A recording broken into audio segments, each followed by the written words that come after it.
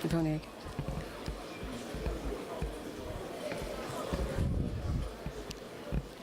Hello.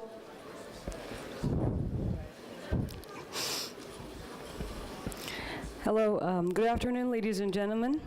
My name is Damla Shad, and I'm a B20 content manager at TEPAV. And today we're gathered here to discuss on the policies in the digital era, how to best use technology to reshape the global economy. And I'm really happy to say that we have really distinguished speakers and panelists here. I'd like to introduce them to you all, but let me start with the introductory remarks. Mr. Metin Salt, who is the CEO of Vestek and Vestel Group companies, to deliver his introductory speech. Thank you.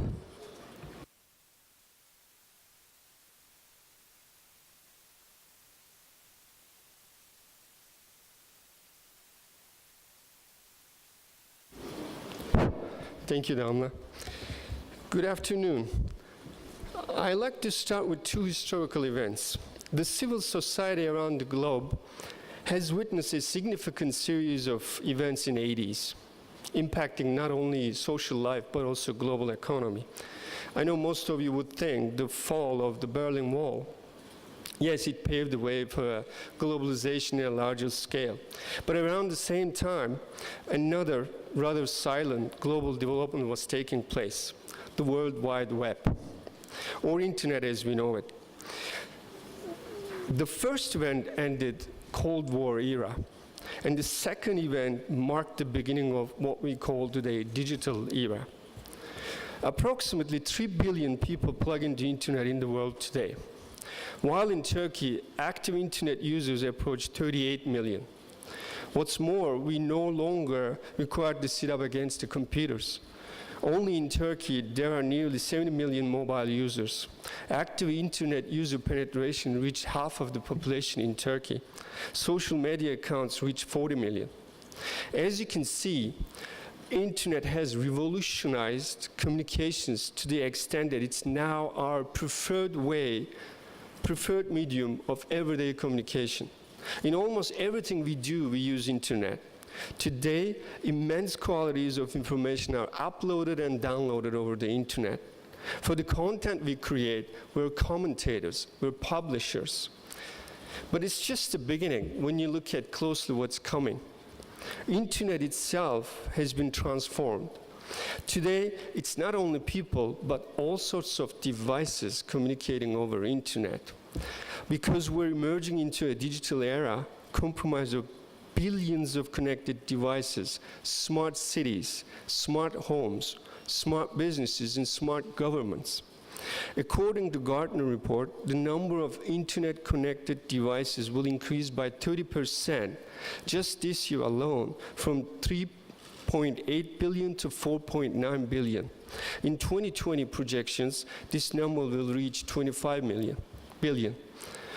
Almost everything and anything will be interfaced with sensors, fully automated in the near future. It's safe to say that our lives are going to be transformed completely because of the digital technology. So is the global economy. According to McKinsey Global Institute, IoT, Internet of Things, has the potential to impact economies up to $6.2 trillion annually by the year 2025. IoT encompasses disruptive technological topics, including big data, predictive analysis, cybersecurity, artificial intelligence, wearables, cloud, mobility. The list is almost endless, and it correlates to how we function with transportation, public safety, health, energy, entertainment, finance, retail, and you name it more. Technology presents a wonderful opportunity to drive economic growth and create new jobs. But it's critical to understand that it's to unleash all the potential of the technology, private sector and governments need to work together. B20 process brings together the leading companies around the world to provide advice to the governments. As being one of those international companies, Investa, the expert champion on electronic goods of Turkey for the last 17 years, We firmly believe that businesses are not just here as a lobbyist, but we are here as a stakeholder for improving global economy, for the benefit of all. The digital economy focuses less on the value of a single company, but more on the value the network of businesses across the globe can bring together. In Vestal, we have been constantly investing into emerging digital technologies and committed to collaborating closely on a broad range of partners. Inventing effective organizations and institutions for digital economy is the grand challenge of our time, affecting governments and corporations. As a stakeholder, we should work together to invent new models, to bolster new opportunities, and increase economic growth. In the light of these thoughts, I'm happy to let you know that we are the gold sponsor of B20 Conference on Digital Economy on 5th and 6th of October.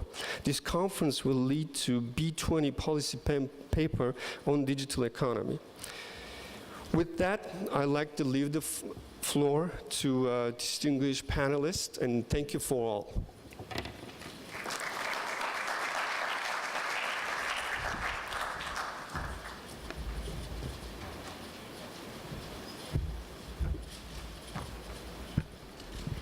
Hello once again, and I'd like to introduce you to our panelists. Mr. Pierre Nantam, the CEO of Accenture, Mr. Brian Wong, Vice President of Alibaba Group, Mr. Kaplan Salum, founder of GCell, Mr. Gökhan Öğüt, CEO of Vodafone Turkey, and Mr. Murat Sönmez, Chief Business Officer, World Economic Forum, to be moderated by Ali Ağaoğlu, journalist. Thank you very much.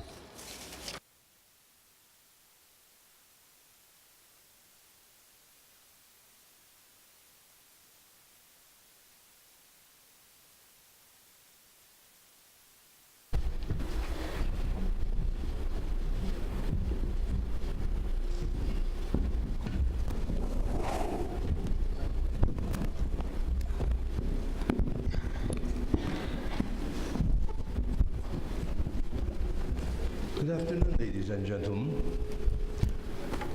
I have been offered this moderation very last minute of last week, actually. I worked 2 days just to prepare myself, but it was very difficult to compete with these guys because they are very competitive all about this digital economy. I'm the banker, actually. I used to be a banker. Then I moved to media. And now I'm getting familiar with their world because now I'm with one of my friends. We have a small startup on mobile phone, kind of loyalty card. And they're talking about bytes, digitals, very strange things which are very difficult for me to understand. But anyhow, I'm here just to say stop, go, this kind of stuff for our distinguished guests.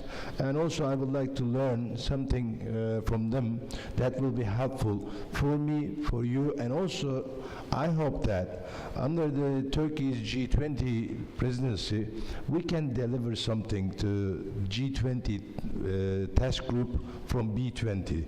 And I would like to introduce my guests, actually, not my guest, but our panelist, Pierre Nantam. He's the CEO of Accenture Group and has a very long experience about advisory and also about the business world. I would like to hear many things about him. And also Brian Wong. They have stolen my name. This Alibaba group has stolen my name. And for foreign guests, I'm sorry to tell, but in Turkey, the biggest construction guy, his name is also Ali Ağaoğlu. And unfortunately, I'm in a very deep trouble with Alibaba and this construction guy. But I'm the real one, I had to tell it. But anyhow, Alibaba is younger than me. I'm sorry, I'm 52, and anyhow, I'm very happy to be here because I'm really wondering what's going on with Alibaba. I'm hearing lots of things. Probably we are going to hear some deep information about Alibaba. And Captain, I heard, we just met before 5 or 10 minutes ago, he's a real captain, ship captain. And also he has kind of both different parties together, and they have established GCell, global, I'm sorry, Coalition for, I'm sorry, I need a efficient logistics, GCA. It's a very long name, but they're doing a very good job, and they have a very interesting model, which I'm very happy to hear what they're talking about.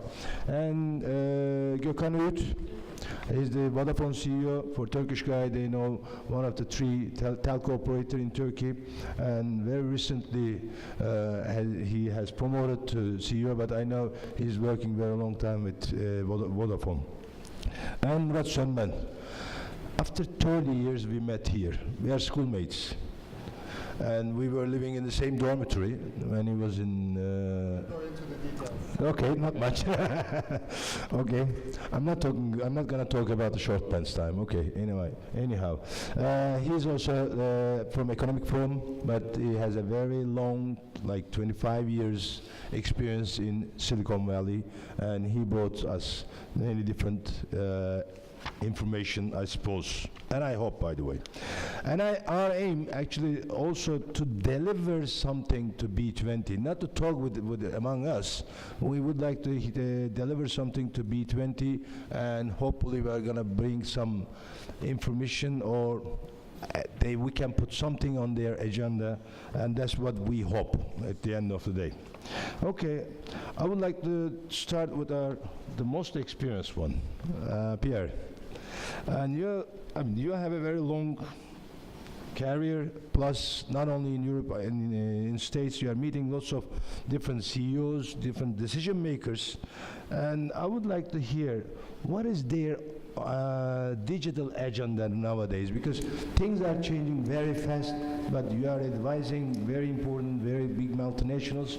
Also, they're managing, or not managing, but they are transforming the business actually. What is their agenda now?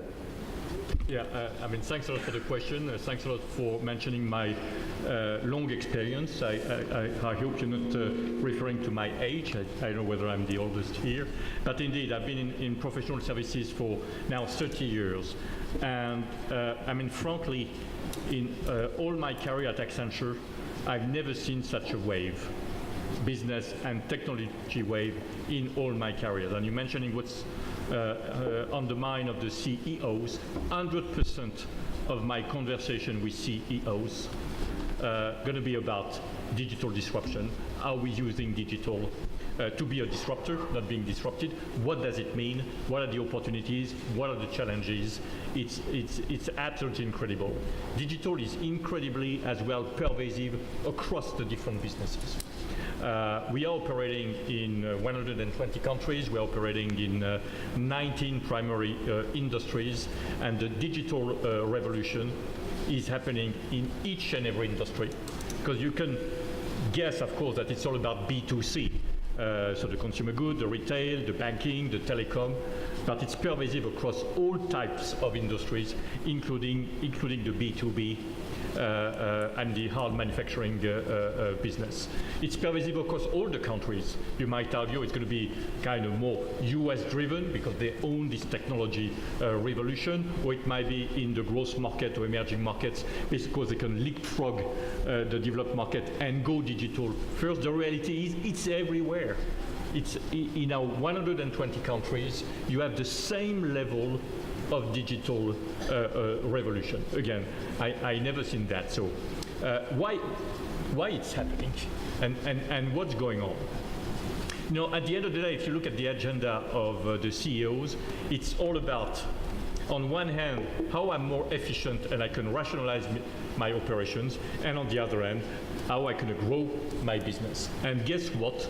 The beauty, if you will, the revolution of digital, it's a technology that can indeed address the growth agenda, creating new ways of doing the business, including new business model, and at the same time, it's addressing the rationalized agenda because you can digitalize your operations in your enterprise and being more effective. And it's not happening a lot, but the same technology addressing both agenda. The other point is the technology is today available, which is the point number one. It's scalable, which is very important for the business, and is affordable. So it's not that expensive, and you can move quickly to a digital project, being extremely agile. And it is, of course, from an investment standpoint, a good opportunity for the business, and it's an opportunity for companies to move their operation from a kind of heavy capex to opex, from fixed cost to variable cost, and to move to what I would qualify as the ultimate quest of the CEOs, how I could do more with less, how I can variabilize my cost, and potentially how I can price or buy everything as a service based exactly on what I consume. And this digital revolution, especially with the as-a-service model and the consumption-based model, is creating these opportunities for CEO. So that's why it is so big. Now, when we talk about digital, to put it simply, it's happening in 3 waves. And we've seen the wave 1, which I would call the digital consumer. And you've seen a lot of activities around how you recreate, redesign the interaction between the company, the consumer, the customer, the citizen. So this hyper-personalization creating by digital, wave 1. Then you have the wave 2, which is about the digital enterprise, how you digitalize your operation, HR, training, finance, the way you operate, including at Accenture. We have digitalized the governance. We don't have any headquarters. We're working on a virtual basis, and we digitalize the CEO. So today you have a computer CEO. Yeah, absolutely. Today, artificial intelligence. I don't know whether you're lucky or not, but you have me physically here. Okay. But a month ago, in a conference in Chicago at Accenture in front of 500 people, the conference was being delivered by my hologram, 3D hologram. And maybe next year in China, we will have the 5 holograms, or 6, with you, delivering the speech. This is the kind of revolution of digital enterprise, and it's not enough. The third wave is what you're calling, and it was very well presented earlier on, the digital production, IoT, Internet of Things, Internet of Everything, where you're putting Internet at the heart of everything, and that's going to be the massive wave. So digital consumer, digital enterprise, digital operations. So you can see how things are happening in this digital world. It's so big, just to give you a feel, in less than 5 years at Accenture, and we are a $33 billion business, we rotated 25% of our business digital native. So we today 7 billion rotating at 30% CAGR in terms of growth, and we have on our 300,000 plus people already 40,000 digital native people doing digital every day. I've never seen that in all my career in professional services. So sometimes when we talk about it's a wave, it's a revolution, we are not overstating it. I guess that we are more underscoring what's going on, because the big thing is yet to come. All the models, and I will stop here, which are probably going to be presented by my friends here, they are more or less about the same. And I would characterize as the SMACs, S-M-A-C-S. It's all starting by social, or what we're calling interactive, hyper-personalization of the connection with the consumer, with all the tool techniques, preference analysis, design, digital design, and so forth. Then you move to the M, like mobility, or like connected. You providing access through mobile, through iPhone, through the cars. We created the connected car for a famous Italian brand. We have connected ship we did for Hyundai industry, where we created smart ship, full of sensor. So you get the information, A, as analytics. You're mining the data, and this is where the juice is. Companies who will own the data and the information will be able to provide the new model. C, like cloud, you're putting the data and the information in the cloud, and you save 40% of your operating cost. And S, as security, which I guess might be a big topic here, because you need to provide the environment which will enforce data integrity, data security, and data privacy. So it's big, and I think a lot yet to come. I'm very much excited. Thank you very much, Pierre. And I would like to follow this way for the next 4 panelists. I would like to give them 5 minutes to tell us what do they understand about the digital age, and also how we can use this technology to reshape or to improve the global growth. Let me start with you, Brian. Great. Thank you, Ali. And Ali, you have a wonderful name, and the world is big enough to have many Alis in the world. So I want to thank Turkey, actually, for the inspiration of the name Alibaba. Every time we come here, people, they never say we stole the name, but they say that must be a Turkish company. And I think at the heart of it, it shares the same uniqueness and the magical essence of what Turkey represents is a node and a place for international trade where the East meets the West. So Alibaba, despite its name being having this history, is actually a Chinese company. Founded in 1999. Many of you have probably heard of Alibaba from the recent news of the IPO. That was the largest IPO, I think, in history to date. But I want to share with you a little bit more about the company so you understand the context of where we came from. 1999, in the city of Hangzhou, China, just out of Shanghai, a man named Jack Ma, who was an English teacher, founded this company with 18 founders. And at that time, he had a dream and a vision, which was to make it easy to do business anywhere. And he specifically had a mission to help small businesses in the world because small businesses were the ones that were being left behind. They were the ones that were not able to participate in global trade and do the things that large businesses could because it was too costly, it was too complicated, and they didn't know where to start. So that's how and why we started the company Alibaba. And today, it has grown to a much larger company. You could describe the company maybe in 4 parts: marketplaces, financial services, logistics, and cloud computing. Now, marketplaces, when we first started out, we dealt with wholesale trade, global trade. So we have about 80 million small businesses now on this platform from over 200 countries and territories that all use this platform to do wholesale import-export, anything from textiles, food products, electronics. I think the only country we don't have on our platform is North Korea. So you can imagine the kind of reach that this platform has for international trade. But we also have other marketplaces. One is a retail marketplace called Taobao or Tmall. This marketplace now is the largest marketplace by gross merchandise value in the world. I think we did close to $400 billion in turnover last year. We have 350 million active buyers on this marketplace, and this is mainly focused on China, similar to what you would say an eBay or an Amazon, consumer to consumer or business to consumer. But if you add up that gross merchandise value, it's equivalent to Amazon, eBay, Rakuten, which is the largest e-commerce company in Japan, and the second largest e-commerce company in China, all combined. So I'm not sharing these numbers really to boast, but I'm actually sharing these numbers to share with you how scalable technology is when it comes to aggregating a marketplace and enabling consumers and businesses to transact and do business through the internet. That's our marketplace, kind of in a nutshell. The second business we talk about is our Ant Financial Services.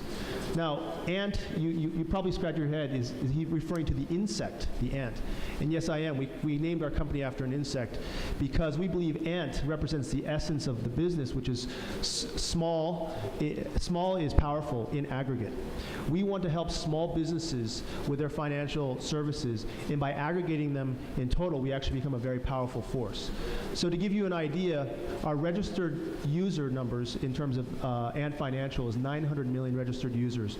We did about $779 billion in transaction value on this platform last year. That's about, and the most recent figure is that this platform in terms of transaction size is about 9 times the size of PayPal. But what does this mean? This means that actually we're able to conduct transactions for consumers. They pay their utilities through this platform. They buy products and services through a marketplace. They also buy financial products and services like a money market fund, like fixed income products. We have today over 211 million users that buy money market fund products on this platform. Now, if you think about that, this product was created probably about a year and a half ago. And within 8 months, it became the 4th largest money market fund in the world, within 8 months. That is the scalability of technology in terms of how fast this grew was unparalleled. And at the same time, what it's doing is providing financial service access to people who probably could not access these products. When I take a taxi cab to work every day, I use my Alipay service to pay for my taxi cab. But that taxi cab driver will take the fare and transfer it to his money market fund, and he's paid interest daily through this money market fund. And that's something most people in China would not be able to purchase if they did not have this internet finance product and service through Ant Financial. So that's an idea of kind of what we're doing on the Ant Financial services side. The third business we have is what we call Cainiao Logistics, or smart logistics. Now, we don't actually own the warehouses. We don't actually employ the delivery people, although we employ indirectly about 1.5 million delivery people. But we operate a smart logistics network. It's a data platform, which basically allows all the logistics companies in China to link into this system and know where is the demand in the China market, so I can serve that demand and drive my trucks there to pick up those products and deliver it to another area. The merchants can also see which logistics companies are performing best relative to their peers, so they can choose the best companies for them. So we operate the largest logistics network in China through this data platform, but we don't actually own any of we don't employ any of the employees, nor do we have to buy the trucks to deliver. And finally, cloud computing. As Pierre talked about, all this is based on big data. And that's a fancy term people use to describe lots of things. But big data for us is all those three businesses I just described initially are all hosted on this cloud computing platform. And all that data can then be analyzed and managed through this cloud computing system, which if you use traditional methods in the IT era, you'd have to buy a football field worth of servers. But because we have cloud computing, we're able to utilize shared resources when we have huge demand on certain days for transactions or other types of services. We can utilize the cloud. And so our cloud computing system drives that. So hopefully this gives you a brief idea of what is Alibaba today. We started out as a very small company, as an SME, to be honest, 18 people. And today we're about 43,000 people that operate these platforms. And when I talk about platform, I mean something very specific. We are a platform, not a traditional e-commerce marketplace where we buy product and then sell it to someone else. We're a platform that enables businesses, many of them being small, medium-sized enterprises, to do trade both domestically and globally, and we provide them the marketplace, the payment systems, and the logistics systems in order to do commercial activities. Thank you. May I ask a small question to Alibaba? I mean, you have, Jack Ma has already announced after IPO that almost 40% of your income is projected to be obtained from the sales from abroad. And as far as you said, the three items, the first one, sales, services and products to worldwide is okay. But for the second and the third things, you're doing more locally, right? Yeah, that's right. Okay, and how about your model may help to SMEs around the globe, let's say, because SME is also one of the subjects that Turkey has raised during this B20 sessions. And how, do you have any plans or do you have any approach for this one? Sure. That's actually an appropriate question for our president, Michael Evans, who's also here today in charge of our international business. But since I'm up here, I will share with you briefly what we plan to do. In the first 15 years of Alibaba, you could say that we were focused on China to the world. The next 10, 15 years, you can say we're focused on the world to China, because we've got all these consumers. You think about China today has over 300 million middle-class consumers who want all sorts of products from the world. So we want to focus on the world to China. Then the third stage will be the world to the world. So where we are today is really helping companies from overseas sell to the Chinese consumer market, and we want to make that easy for them. So we have logistics operations actually now, setting them up in countries in Europe, in the United States. We'll set them up here probably in Turkey, the Middle East, and we'll help facilitate, and at the same time we'll build out a payment infrastructure that will help Turkish companies sell to Chinese consumers. That's what we're doing now. We're going to do that starting in Europe by setting up these business embassies, and we would love to work with organizations like the world's small, medium-sized business forum. WSF.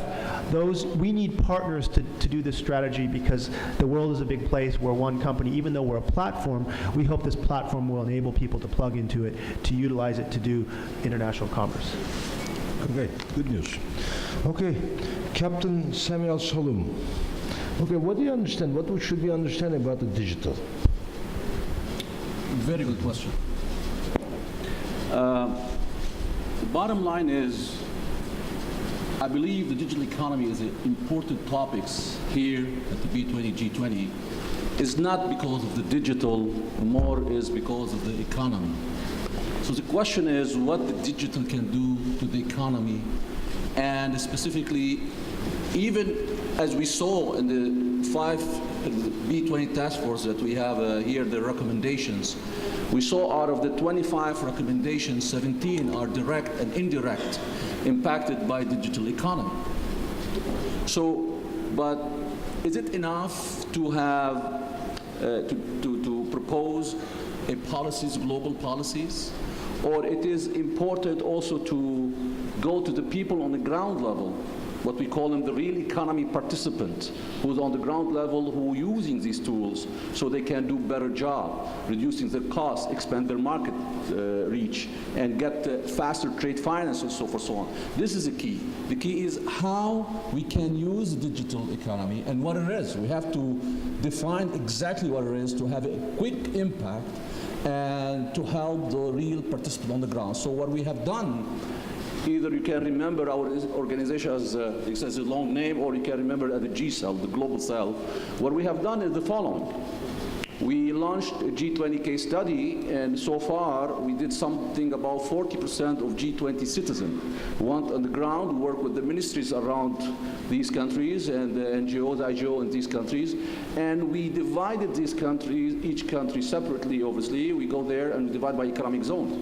And we went there and we spoke to those people on the ground level. We assessed them with each interview was almost 1 hour, and with specific questions and so forth, so on, to define how they would like to see the digital economy look like. And I tell you, the result of this study so far, and we project by the end of the year we will have the final result of all G20 citizen assessment, how they would like the digital economy to look like. Because the reality check is, we could have a good idea from our perspective, from our corporation perspective, but it's very important to go to the ground level, like I said earlier, and to ask the people on the ground. And I just a little bit can shed the light about some of the results of this assessment that we have done so far. And I can tell you the thing is really amazing that from those real economy participants, who they are the one who's supposed to be getting the job done, if I may, somewhere about 80% have no systems. So we talk about economic integration, we talk about, example, the trade facilitation of trade finance. Again, our aim here is better economy. So what digital can do to do better economy. So imagine 80% of what we assessed so far that have no systems. And the lowest score in integration are the banking institution. So we are asking those banks to finance those the trade, example, the trade finance, and to do finance facilitation, but they don't have any visibility. So this is a reality check. The reality check is we must go on the ground level. We must ask the people how they would like the digital economy to look like, and we must bring a group of the industry, the technology industry, together and create, because enough, in my opinion, to have vertical in-house systems. It's a vertical in-house system until today, it did not resolve the problem. We have to create a coalition and have the technology industry coming together and address what those real participants on the ground, what their need. And I'm very much proud to say that so far, the top 26 technology companies of the world have executed with us exclusive agreement to deliver what the real economic participant on the ground wants, to deliver what the 25 from the 17 recommendation made today here in Turkey by the task forces. This is how we can close the loop. the policymakers here knows, example, this is what we need from the digital economy, grosso modo, and then the people on the ground knows how to shape it up, and the technology industry have to come together, and obviously we have to give them a very good value proposition so they can commit, because they're not there to do the job for free. But at the same time, the solution must be delivered to the worldwide at no cost to the end user when it comes to efficiency, when it comes to have better work. And this is very, very important, and maybe you can address at a later stage when we talk about rebalancing world economy and how digital economy can rebalance the world economy. We'll come back. Okay, Mr. Root, you come in. Thank you, Ali Bey. First of all, I'm really excited to be here with such a full meeting room and such a distinguished set of speakers like yourselves to discuss the digitalization, which is really close to my heart, because working for Vodafone Group, who is at the really heart of this whole change, digitalization and access to broadband all over the world, we genuinely believe that access to internet, access to broadband can really solve many of the problems of the world as we live in today.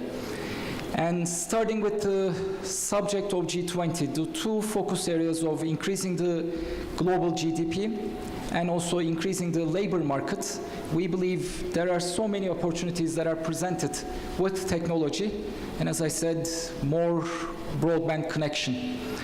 It's no coincidence, I agree with Samuel, that many of the recommendations of B20 that we've been discussing last 2 days incorporate, in a way, the digitalization and the use of technology. For example, take the SME task force recommendation that is urging the G20 governments to start universal broadband access as soon as possible for SMEs specifically, in order to enable such services as Alibaba, as we've listened to. Or take the labor task force in order to provide more employment for women and youth specifically. Digital education and training is another strong recommendation by the B20. Or minimizing the gap in infrastructure and investment. We talked about the huge gap that we are expecting around the world in terms of investments. Digitalization, again, smart homes and smart cities can really have a dramatic impact on reducing the need for other infrastructure projects. That's why, as Vodafone, being a company committed to providing broadband access to individuals, companies and homes all around the world, this is really an exciting topic. Let me start with the global GDP growth. There are many studies around this, and I'm sure you've heard many of them, but a simple 10% increase in mobile broadband access in a community can really have the power to increase that GDP of that community by 1.6%. And it starts with the companies. Again, many studies show that companies who are embracing digital ways, as Pierre talked about, can really have 9% more revenue growth than their sector, 26% better profitability growth than their sector, and again, 12% more value. And we can go on and on about these, but I think the question comes to many of our minds: if digitalization and technology is impacting GDP so much, why haven't been impacting it in the last couple of years? And why are we talking about, again in this B20 meeting, the weak global economies? I think the answer is in the averages. Because over and over, the companies and the countries who are embracing digital are leading the GDP growth or revenue growth or profitable growth. But what we need to talk here is how can we make sure that every single country, every single corporation, enterprise can really embrace and can make use of the technology in order to increase their growth. For example, take Germany, 2010, 11, 12. If you look at the top 500 companies, and it's a study by actually Pierre's group, Accenture and the Welt, the growth of the top 500 has been declining. But when you look inside those companies, out of the 27 growth champions of these companies, 16 of them are also at the same time digital champions, as we call it, are the companies who have embraced and really utilizing digital and technology to the best way possible. So it's a matter of averages. We're looking at the averages, but among the averages, there are many companies and countries. Take, for example, Murat might be talking about it, the World Economic Forum's Networked Readiness Index. There are countries that are ahead in this journey of digitalization, based on the research that Murat and the team are doing, who are also well known by all of us with their GDP growth. So I think the trick is, what we're discussing here is not is technology good or can technology increase revenues and GDP, but the real question is how can we make sure that we can extend this to all the countries and all the enterprises. And one way that we as Vodafone finding this easy is to measure. You cannot ask for progress if you cannot measure it. So as part of a global program we call Ready Business, with the idea of being ready for tomorrow, we're trying to measure enterprises' readiness in terms of digitalization.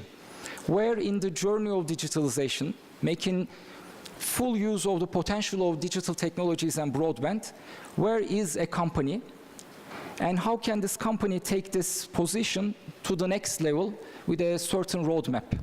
And again, this study, I'm really glad to be on this panel with Accenture as our partner, is really showing us practical ways to talk to companies about where they are in terms of digitalization and what practically, specifically they need to do in order to take their digitalization to a next level.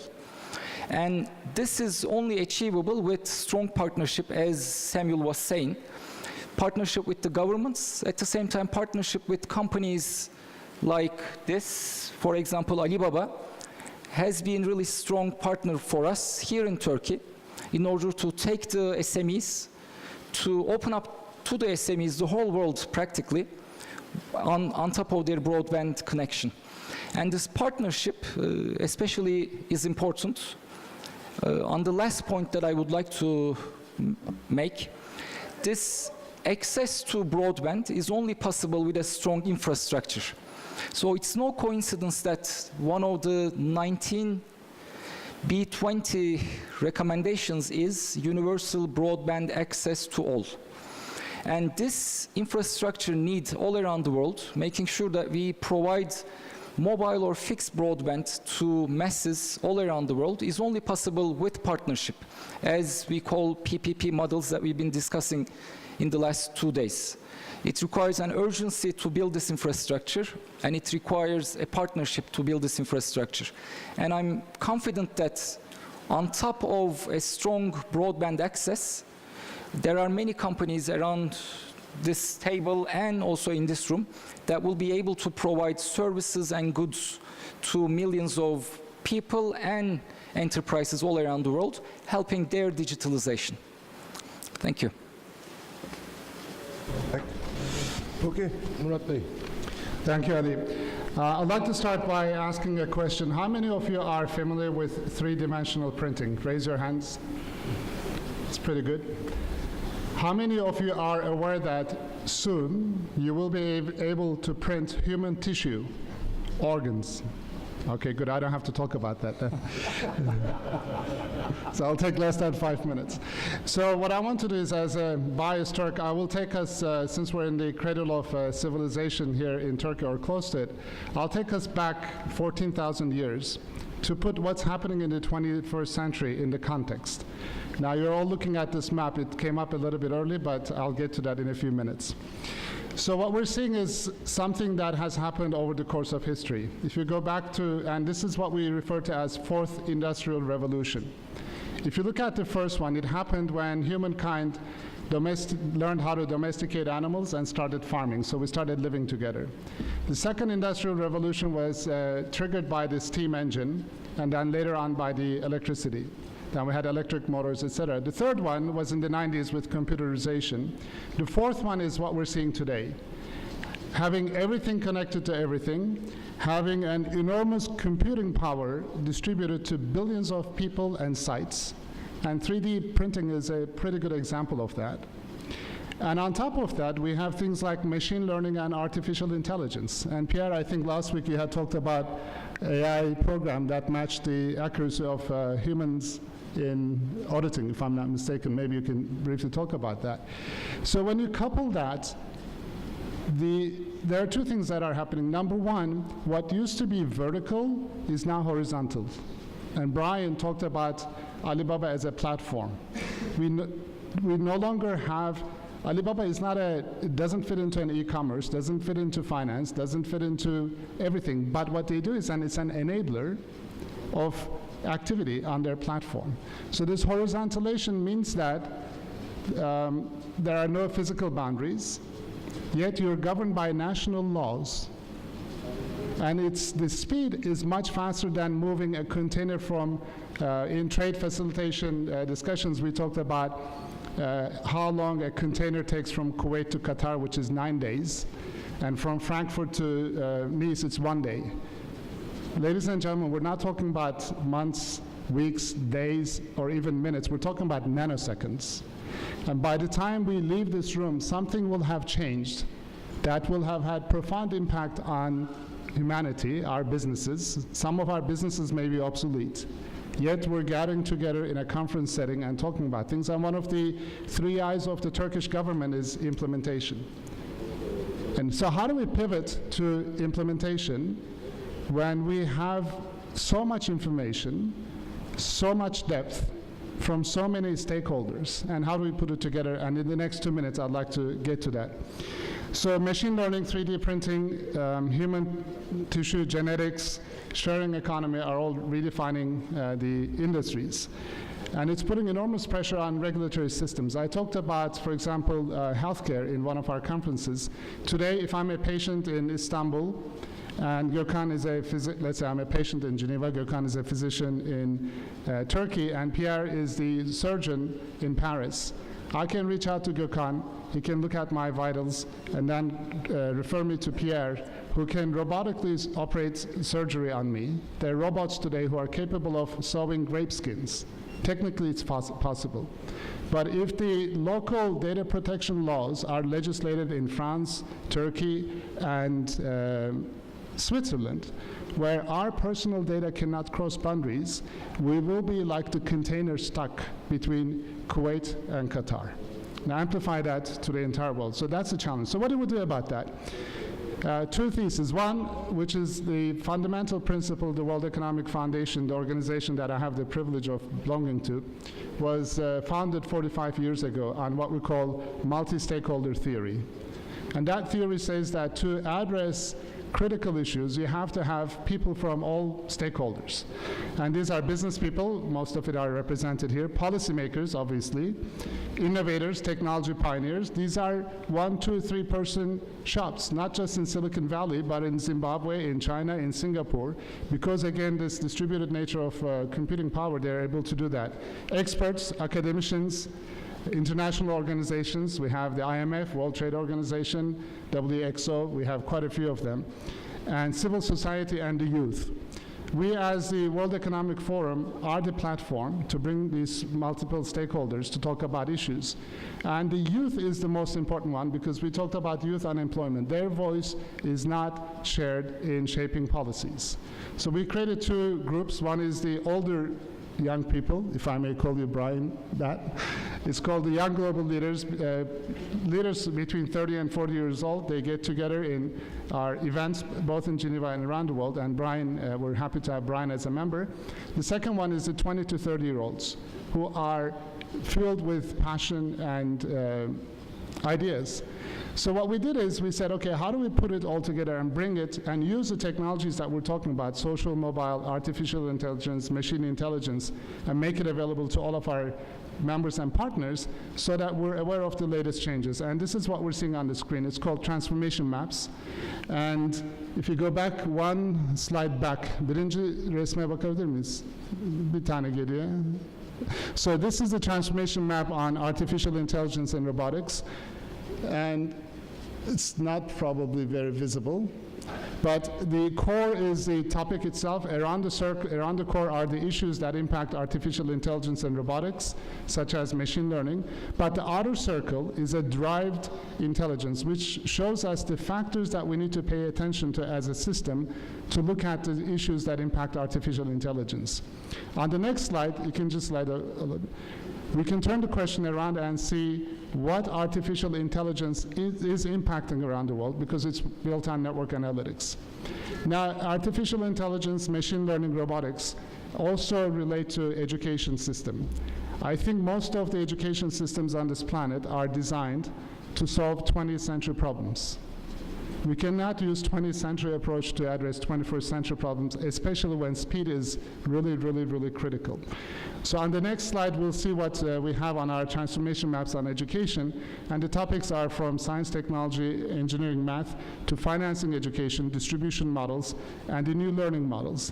But if we turn the question around and say, why is education important, which is what we're going to see on the next slide. Bir sonraki resme bakabilir miyiz? You can see that education, if you don't get it right, it will have profound implications. I'm not going to read all of them because Ali Bey will be upset with me. We won't have enough time. But if you don't get the education system right, it will have profound implications for all of us. And on the transformation maps, we have the same analysis, not just our own, but all of our stakeholders, on 32 index economies, 56 issues, including infrastructure, trade investment, gender parity, and my colleagues are actively engaged in these task forces with B20, as well as 21 industries, and we're working with Pierre and his team on the impact of internet, the future of internet. So we welcome all of you to participate in those. So in conclusion, on the World Economic Forum side, we're optimists. We think that this 21st century seismic shift, accelerated by the speed, is, yes, it's creating a lot of threats, but it also generates a lot of opportunities if we pull together. And the key factor in making the difference between challenges and success is speed. And we urge all of us to pull together and start action as fast as we can. Thank you.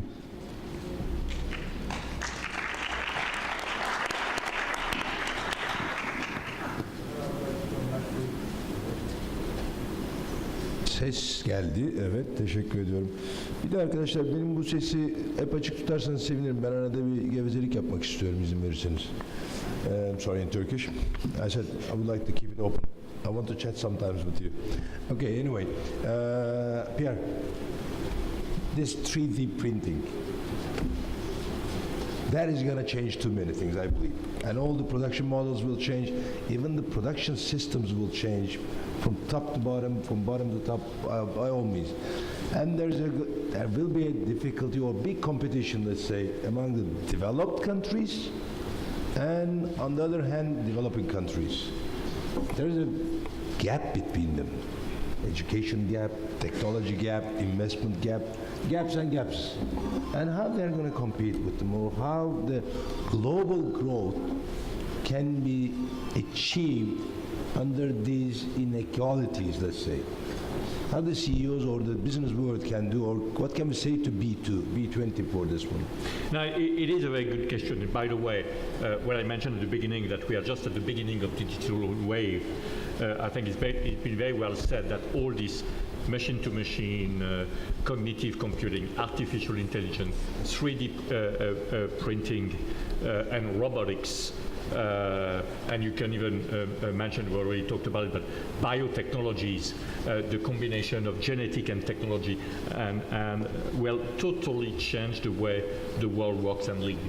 So what we have ahead of us, it's even more prominent and will impact significantly many industries. And of course, I'm thinking a lot about healthcare, which is probably going to be an industry which will be totally redefined for the best. Totally redefined for the best, and I hope that moving forward with all the different digital, internet, biotechnology companies joining forces, we will save more and more lives. So sometimes, and it's been the elephant in the room in many B20s organizations, to this big question, digital, is it the problem or is it the solution?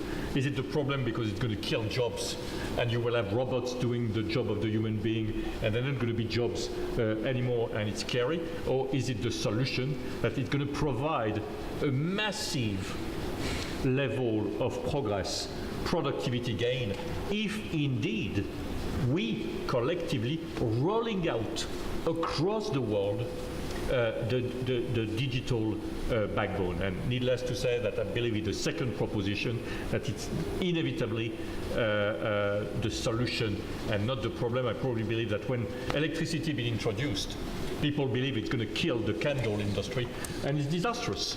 And then electricity not only is providing light, which is, I would say now, a minor benefit of electricity, it's just enabling everything, and digital is enabling everything. So the point is, how we are rolling out across the world seamlessly this digital revolution, because you're right, probably today, I don't know, 1 billion, 2 billion people on the 6 billion on the planet might have access to digital. Sometimes when you talk about the digital and in the West, we are taking that for granted, because we all have access. It's not the case around the world, and I guess 4 billion people, they just would like to have access.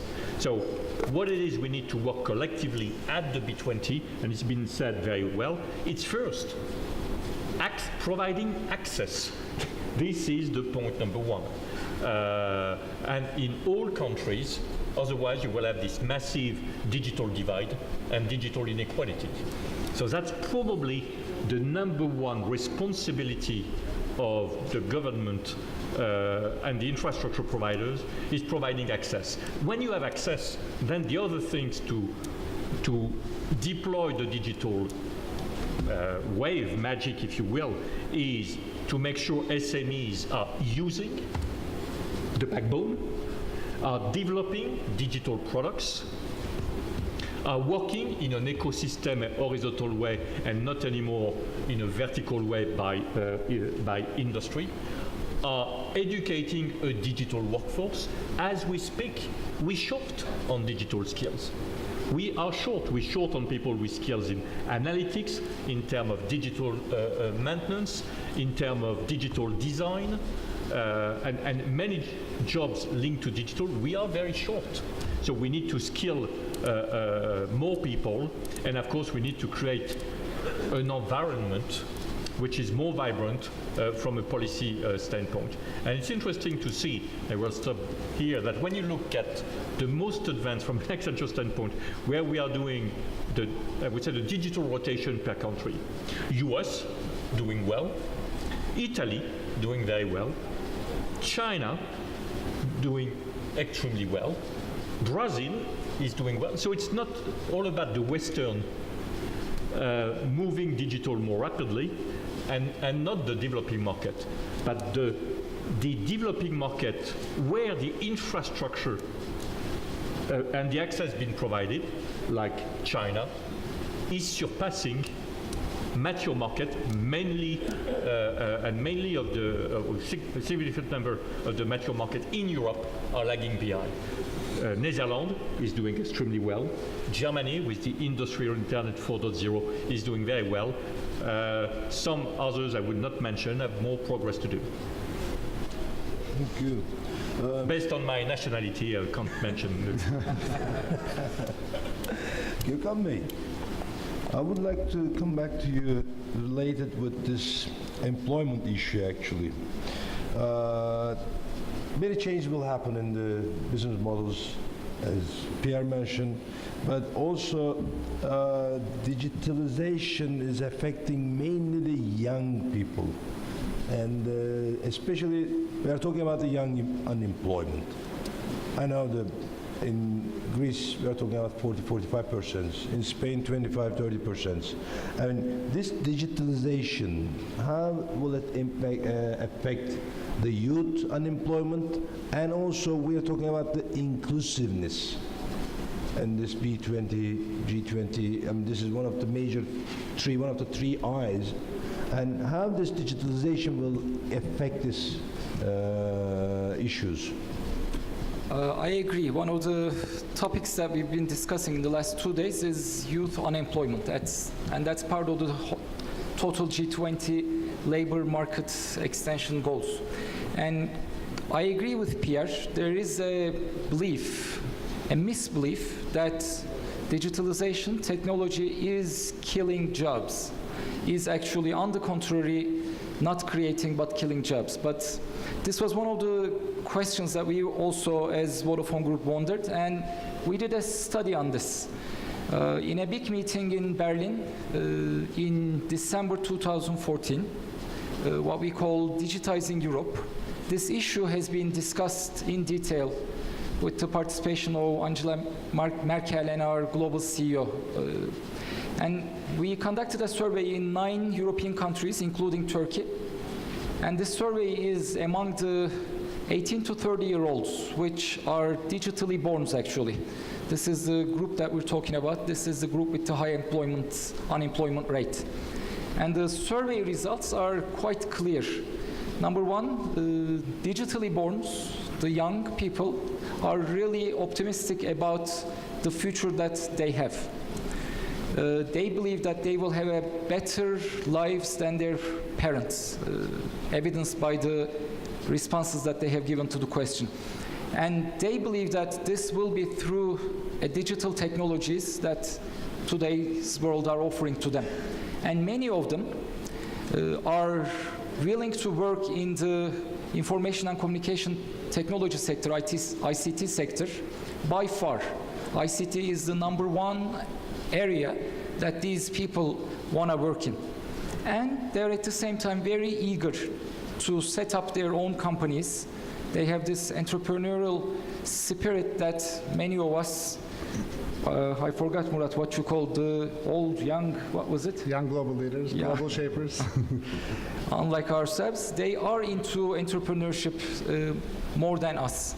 So these results, these responses coming directly from them are really encouraging. And we believe that we need to take this into account, and we need to do 3 things in order to enable this trend of technology giving more jobs, especially among youth. Starting with training, as Murat was mentioning, we cannot continue with the 20th century education to these young people in order to make sure that they utilize the technology most. Second, we need to really incentivize them, and the whole idea of entrepreneurship together with SMEs and entrepreneurship as part of the B20 agenda is, I think, a right step in the right direction. And number 3 is removing the barriers in front of these young people to set up and create global businesses. As Murat was mentioning, really got to make sure that world is without borders as the technology and digitalization enables it to be. Thank you. Great. There's a hope. And I remember this industrial revolution has also been discussed during the 18th century, probably the similar digital revolution nowadays. And Captain, you have a model, this PPP, everybody's talking about it. And I would like to ask how it is working and how can it be a good solution for this kind of obstacles or during the unfair competition, especially the emerging markets can use this model. And on top of it, upon your experience, I would like to know that the cost of this digital economy, who is paying it? Very good question. If I may, I would like to combine what you just asked me with also commenting a little bit about something that has been mentioned now. I'm trying to find a solution here. 100%. You know, I created the problem. I'm trying to find the youth problem. Now I'm trying to find the solution for the SMEs and the emergings. But please do. like I said earlier, the bottom line is economy. And if we want to do an economic plan, it's very important to look to our planet and try to see how we can divide it the best ways possible. And there is a way that the World Banks and other global organizations, they divide it in high-paid income country, mid-income country, and low-income countries. So if we look to and now we need to do a global economic plan to rebalance these economies using digitalization. So what happened is this.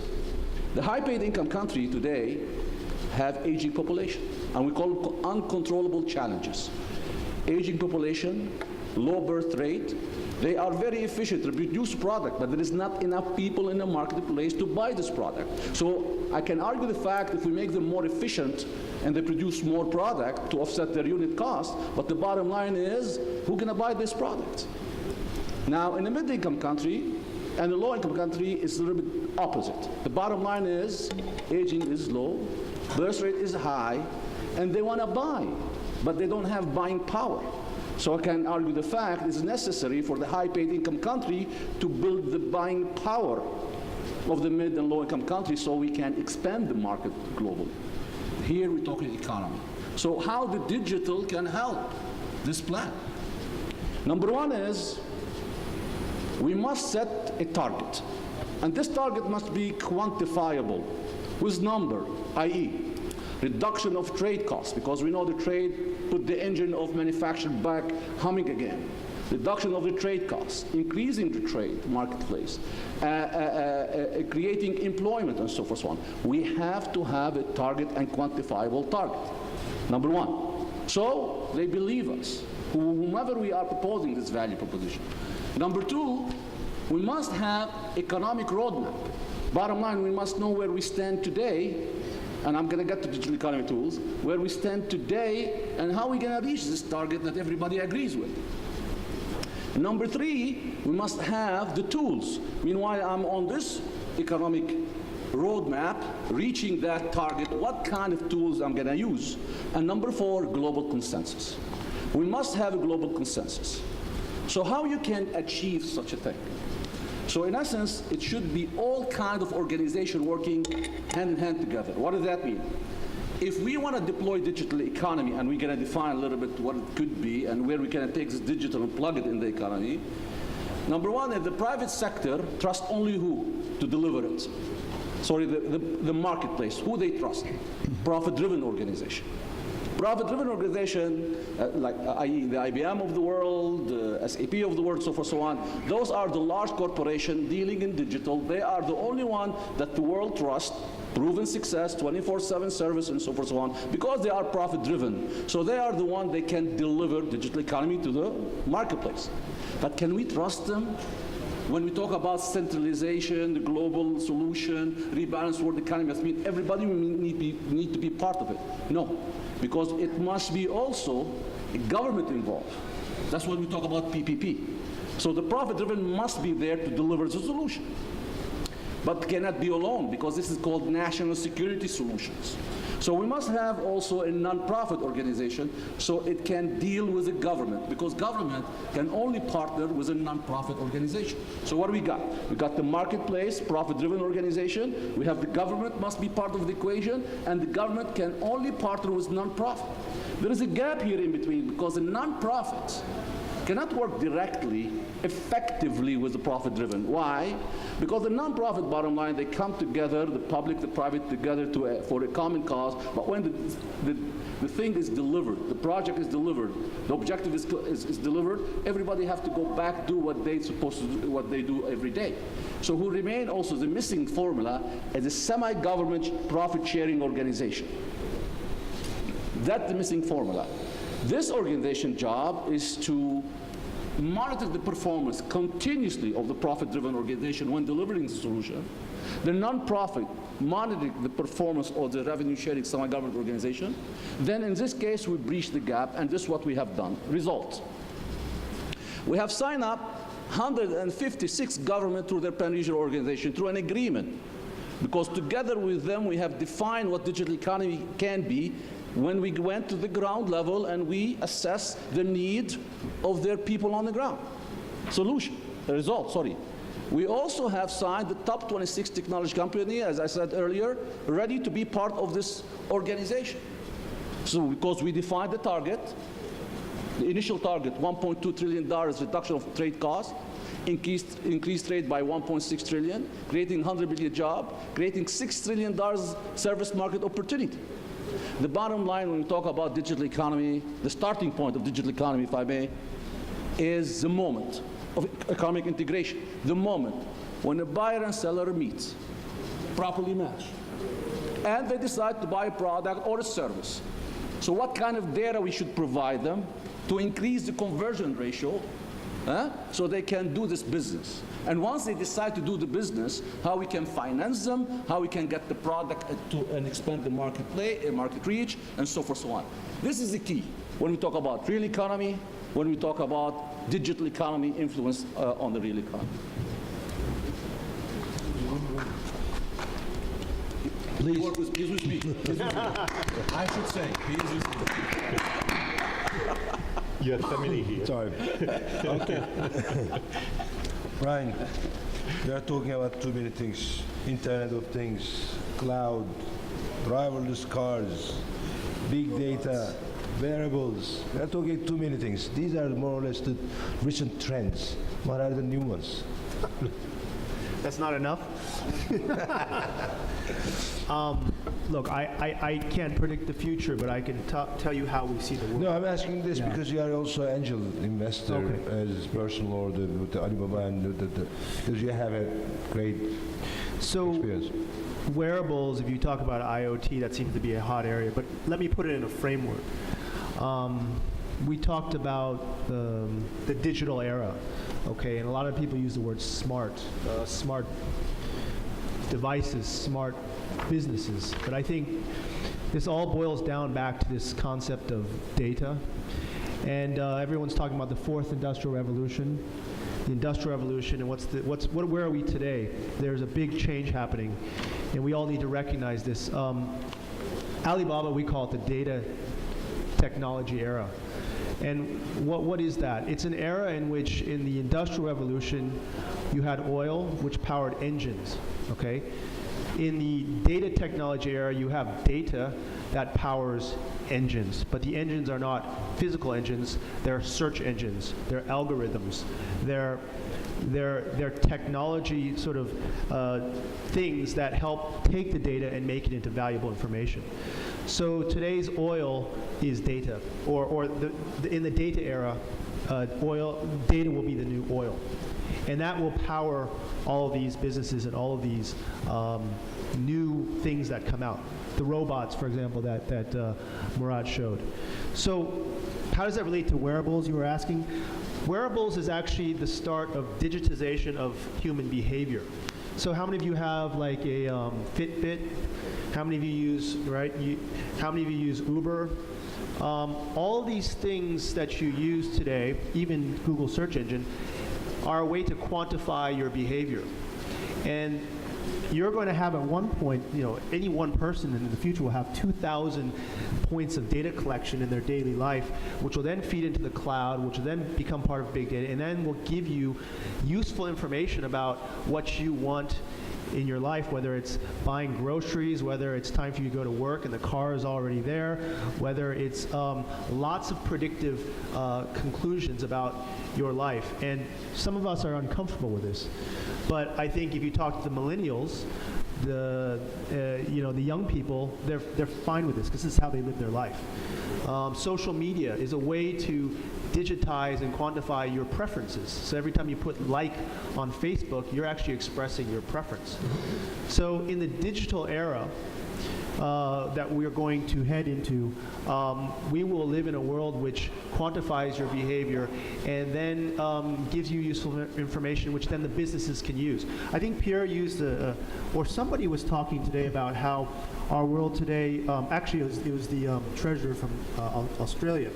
He talked about how the markets should be driven by consumer demand, not by government policy.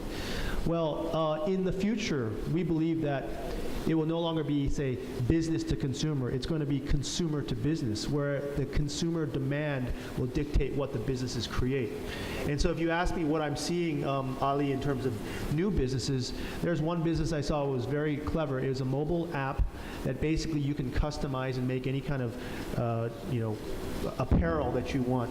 And it will make it, you can design it, and it will produce it on demand.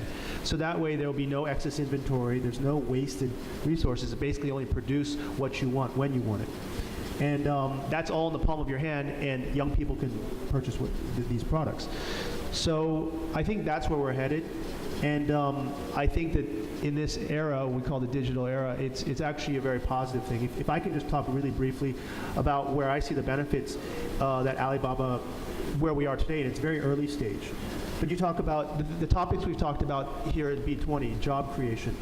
There have been 14 million jobs created through the Alibaba ecosystem. I talked about the retail marketplace because of the businesses that people create from these retail stores. You talk about financial inclusion. The Ant Financial system, we're able to give microloans of about $3,000 to $5,000 per loan to over 2.1 million companies because we use the big data to assess their credit worthiness. In China, there's no credit rating system, especially for consumers. And businesses, it's a very archaic system.